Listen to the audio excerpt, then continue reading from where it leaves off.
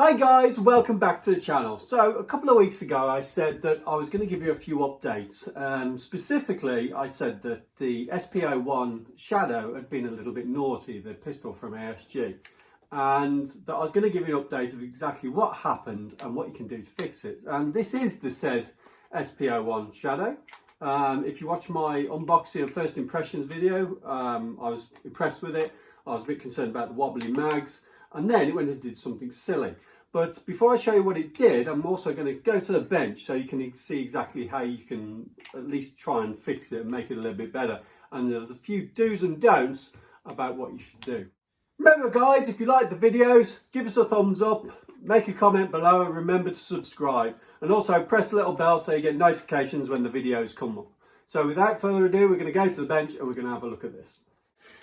So here we are guys, in my little workshop or dungeon, and we're here with the SP-01.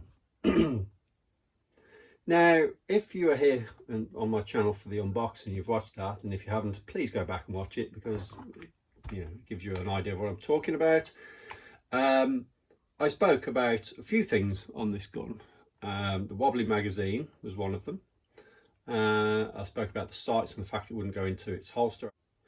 I've now swapped the sights out for the fibre optic style that come with the gun, because it just makes it a bit easier to holster, and unless you're using a suppressor you really don't need the extended sights.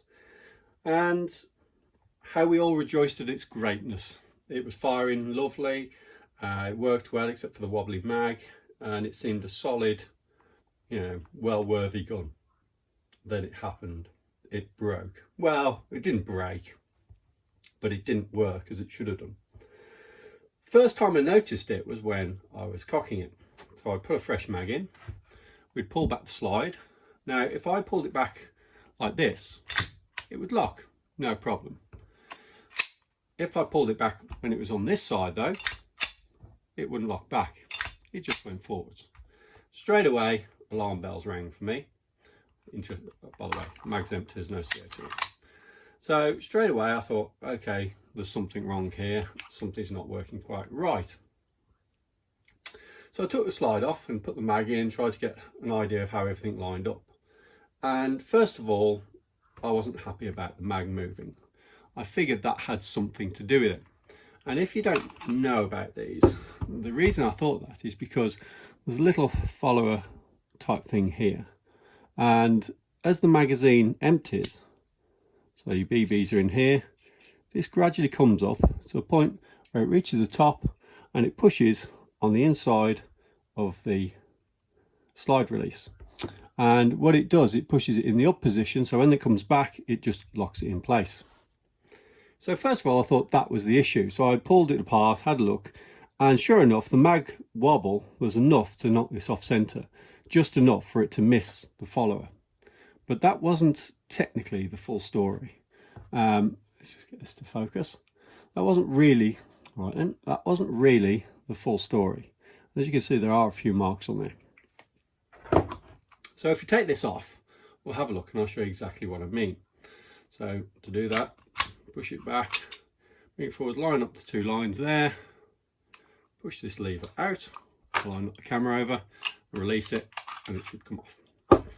You see it's quite nice and smooth now because I've got some really high quality silicone grease just on the slide where it touches. Now, number one culprit is this part here. This is ever so slightly chamfered. So what happens when it comes into contact, it's not lined up perfectly. I've actually filed this, as you can see there, to try and make this piece a little bit flatter, because it is at a very slight angle when it's comes out the factory. And what happens is it has to catch on the edge of here, and it hits the back of there, and if it isn't perfectly lined up, it doesn't stay there. The other problem is this is made of incredibly soft metal that is comparable to possibly cheese, brie, something like that, certainly a soft cheese. So as a result, this isn't going to last very long, and I'd literally use this for 3 magazines during gameplay and realised it was starting to fail. And this worried me a little bit, because I thought the longevity of this gun is going to be non-existent if I have to buy one of these every couple of weeks. So I'd look at a more permanent fixture. So first of all was to file this slight straight, and straighter should I say. It's not completely straight, but it is straighter. The reason I say it's not completely straight is I didn't want to take off too much metal, because then it wouldn't sit in the correct place. But we've taken a little bit off just to try and straighten up and make it a little bit close to 90 degrees on there rather than a chamfer. But that's not the whole story, because this doesn't sit square, and because this gets damaged, we need something to protect this edge. And what I've done is used a hard shim steel and actually fixed it in place with a strong acting glue, like I think I used Araldite. So I put Araldite on here, which is really strong, and put some thick shim steel on there to try and strengthen that a little bit. But that's not the full story. The next was a magazine wobble. So when I put it in the gun, I was looking at it from here, you can see, if I get it in camera, you can see where that little follower is there for on the magazine for the slide catch, and you'll see that's where the slide catch sits. So this piece goes into here, through, and that sits on there, and when it's inside there you'll see it's in line with that little follower. So if I push that all the way in, you'll see that should line up nicely. Ooh, let me take the mag out first, push that back in. So as that goes in, you'll see it comes into contact. In the camera, should come into contact with that little clip and push it up. That means that the mag is going to lock back, because the magazine's empty and it's pushed it into the position. You can push it down, but it should always spring back up. If it doesn't spring up, the mag won't lock, and it's as simple as that. The wobbliness of these magazines meant in the back position they missed it completely, and this wouldn't be pushed up into the air. And this was part of the problem. So you had two things going on. You had the poor design of the slide catch, you had cheap quality slide catch, and you had the magazine wobbling all over the place. So it was only a matter of time that something was going to fail. So it wasn't one step, it was several. The first one was to put a lot of shims on the back of here, and I say shims, it's actually quite thick tape I've put on there. So it's a rubberized electrical tape. Pretty, electrical tape works fine, get it from anywhere. Now put it on the back of the magazine to push it forwards. It needs to be pushed in the forward position. If it's in the back position, it's wobbling around, it was wobbling around all over the place, it will miss that little follower as it comes up. Now the mag's reasonably tight. There's a tiny little bit of wobble, which is absolutely fine because it allows a little bit of play. Doesn't knock over the camera again. So that's not a problem. Now when the catch is up, you'll see it springs in the up position because it's in the right place. The only downside to that, because I've had to shim this out, the release button doesn't push you so far, so you have to give it a good hard push to get it out, but it's absolutely fine. It still works the same, and they'll still, will they drop out? No, they don't quite drop out, but I can live with that. No, but then again, you're less likely to lose a mag as well, so that's not the end of the world. With that, and the slide back in place, if we take this out, beg pardon, line this up, put that back in. So we'll put the magazine back in, and now it locks back. What I would say though, it's really important with this, is in the future, don't press this down. You're only going to wear away that lip on the inside of the slide, and eventually you're going to damage your shim still. So when you use these and you put a new mag in, power stroke them. That's the way to go. And that way it releases this before you have an issue with the mag catch or the slide itself. It's a real shame because otherwise the gun's really good, and there's a few bits and pieces on it that probably feel a little bit cheaper than other guns.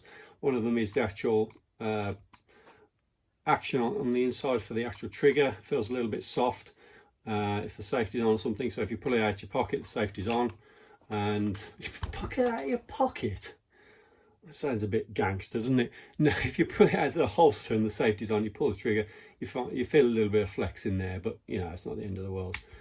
Put it back on and away you go. So all in all, I still stand by the fact this feels great in the hand. It's a really comfortable gun to hold, and when it's working, it's really nice. It shoots well. It doesn't use too much gas. It's pretty conservative, but you have to do these little things to make it really work. If you don't do them, you're going to start running into problems.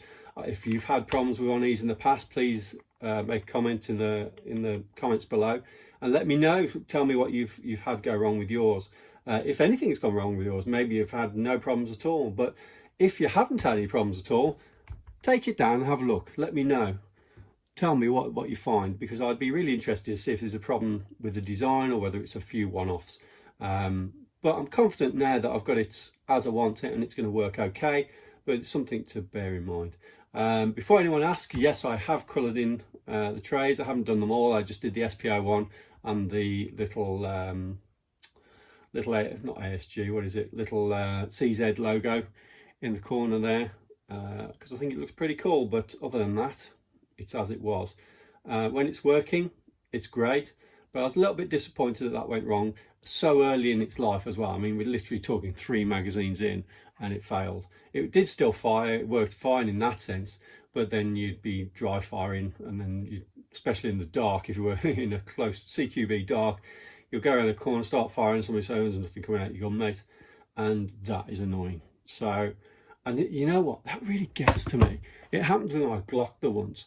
I made the best move ever, took out 3 people at close range and then got shot, and they went, there's nothing's coming out your gun. So I took it back to the safe zone, well, outside the safe zone, tried it, and oh look, it's working now. So it's one of the most frustrating things ever when a gun fails on you and you're trying to, you know, it's usually just as you've pulled off some magnificent feat and then it fails. So yeah, that really upsets me. So hopefully it'll never happen again. It's going to work fine and we'll be okay in the future, but just bear it in mind. Just take your gun apart, have a look. It's always good to do a bit of exploratory sort of preemptive maintenance on them to stop them going wrong, and I think you can't beat that, especially with a pistol. So go to yours, have a look, let me know what you find, because it may be a one-off, you never know, but I've got a feeling it probably isn't. And that's it for now. So we'll go back to the back to my desk and finish off the video. Okay, so that was the CZ drama that we had recently when it let me down. But so far so good. So remember, if you do the same modification as I did, remember when you reload it, you're going to have to power stroke it instead of actually using the slide release catch, just to make it last a little bit longer. And you may have to redo it in the future to keep going, but you know what, it's not a difficult job to do. It's perfectly serviceable. So if you're happy to do it, go ahead, keep it working. It's still a gun that's worth having in your collection because it's chunky and it's nice to use, and when it's working, it's absolutely great. So, you know, just bear that in mind. If you're not particularly mechanically minded, you don't want to do something like that, then maybe steer clear and go for a different CO2 gun. So that's it for the CZ. I've had another couple of cool things around lately. I've actually got a few FMA fast mags, which are basically a copy of the Israeli version by IMI, I think maybe. Difference is they're about £30 a piece. These are about £4 a piece.